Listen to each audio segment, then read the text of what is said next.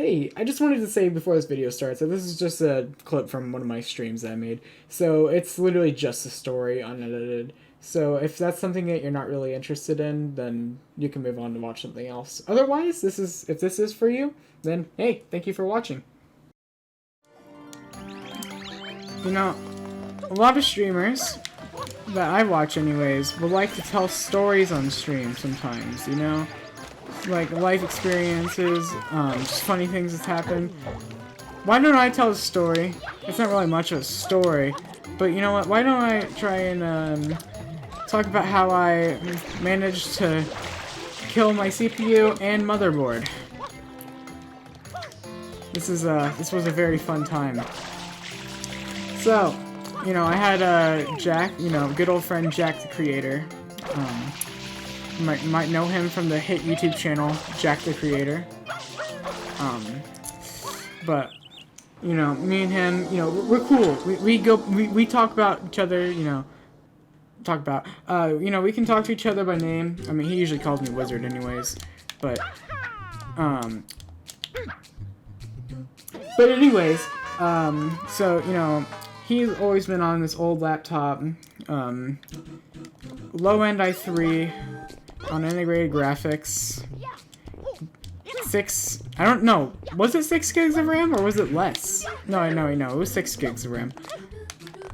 So it could barely even load. What? I'm gonna ignore that. It could barely even load a Chrome tab. And basically, he's been using that to record, edit, and all that stuff for a really long time.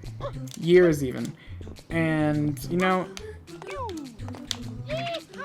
of all the times for him to finally be able to get a new computer, surprisingly, during the pandemic. So, originally he was going to get it pre-built, but 3Tree and I, hello 3Tree, you're a good boy in the chat, convinced him that we could just build it instead and save a lot of money. And so that's what we did. We finally convinced him after a long time. And then he bought all of his parts when they were all in stock.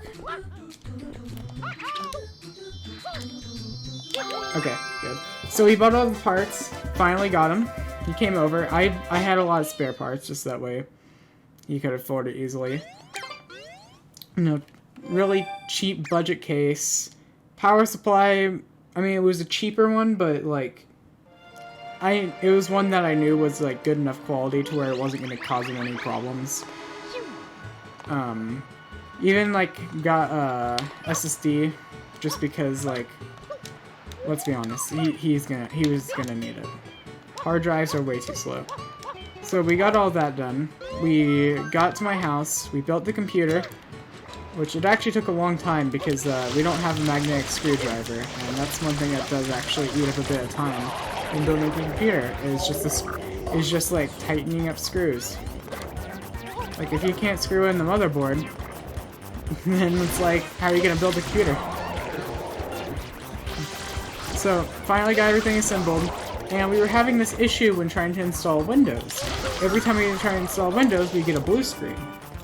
So, trying to figure out the problem was, I went to Google, and it kept saying something, and I couldn't find anything about the codes, about the Windows crash codes. And so I was like, okay, let's get through my options. So the first thing I did was test the memory. Now, rather than testing the memory in his system with mine, I decided to test the memory I already had, and I did it in my system. The thing was, my system worked, so my thought process was, oh, if it works in this system, then the kit isn't dead. Yeah, the thing is, you kind of need a working kit just to be able to get to the BIOS anyways, and, yeah. So that was the thing. So then I was like, okay, let's try other stuff. Maybe CPU? I go to pull out my CPU, and so I had a Ryzen 7 2700X, and one thing about Ryzen CPUs, like on Intel CPUs, there are no pins, they are on the motherboard socket itself, and So they also have like a locking mechanism to keep the CPU from just like sliding out. With Ryzen CPUs, it's a bit different. They have the pins on the bottom of the CPU, and there's no locking mechanism to keep you from pulling it out when you pull out your cooler. I didn't even think about that, so I pull out my CPU. I didn't know you could just jump up like that. Okay, that was cool. What shine is this? Oh, Sandcastle Secret. Okay. So I pull out my CPU, right?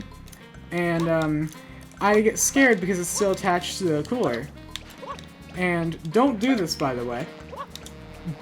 Instead of like pulling it off, like what I tried doing was like pulling straight off, which is not a good idea. What you're supposed to do is like kind of like twist it off, like give me a second.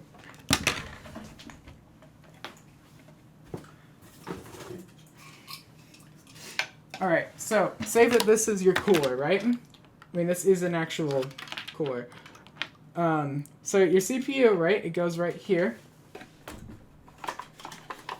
So, instead of, like, pulling it off like that, you're supposed to twist it off, and then it will come off easy. I tried pulling it off, which didn't work, and then I get scared. So my thought process is, okay, what do I do? Yank it back into the motherboard. Terrible idea. But I guess that's what you do when you're really stupid, like me. And don't think about what you're doing because you're worrying. So I go to like force it back into the socket. Let me fix this. Okay. So I go like force it into the socket with the cooler and break a few pins on my CPU. And I was thinking, well, crap, maybe I can get this repaired. I ended up crushing a whole bunch of pins, so repairing it was not going to happen. That was like too far past repairable. And then I was like, well, what about if I were to just get a new motherboard? Or, not new motherboard, a new CPU. And then I get a new CPU, find out that when I force the CPU into the socket, that I ruined my motherboard as well. I ruined the socket. So that's how I broke my CPU and motherboard. And by the way, it was a memory issue. It wasn't even a CPU issue. It was a memory issue. I used my kit and put it in his system, and it let us install Windows perfectly fine. After that, we put the other kit back in because that was his kit, and it worked perfectly fine. It was just causing issues with installing Windows. So, now I finally, after like a month or two, finally got a new motherboard, which it took a long time because I had to actually find one in stock. And with B550 launching, that's a new motherboard chipset for Ryzen. With the launch of B550, pretty much any Ryzen motherboard had gone out of stock. And it was just a pain finding one. But I ended up getting the B550 Tomahawk, which, I mean, so far it's a pretty good board. Although I will say I found out the hard way that MSI motherboards, this apparently is a pretty common problem, but I had no idea about it until literally like today, actually. One thing about MSI motherboards is they have a problem with internet connectivity. Because if you have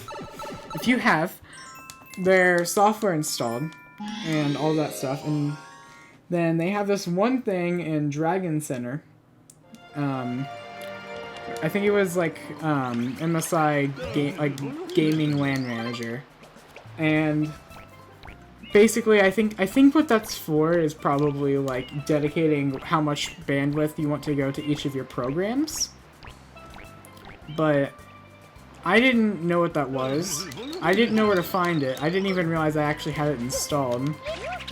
And I was trying to find on the internet that, like, how you, like, fix the Wi-Fi issue, because, like, on my phone, wirelessly, I was getting about 12 up, which is what I'm streaming off of right now, 12 up, and about, I don't know, like 40 down. And on my computer, my download speed was fine. Like, I was getting around, like, 60s to 70s on my download, but on my upload speed, I was only getting about, I was only getting a maximum of 2. So that was a bit hard to figure it out.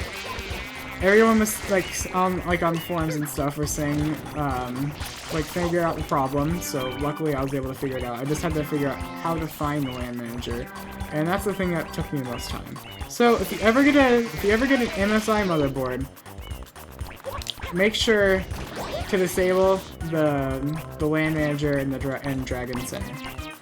Unless if you can get it to work how you want it to, because I think there actually is, like, a legitimate use for it for some people.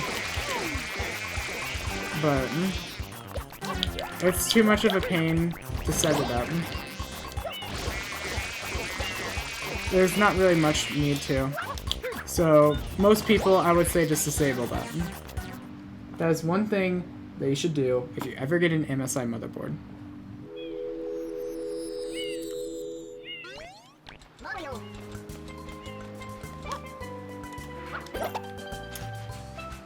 So I think that's, like, about the end of the story.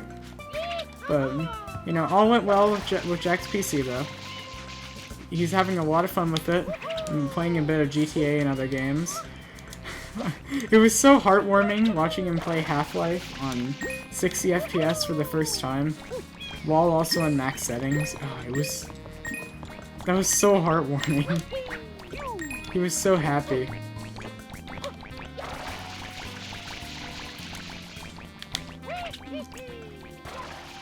Anyways, I think that's enough rambling on.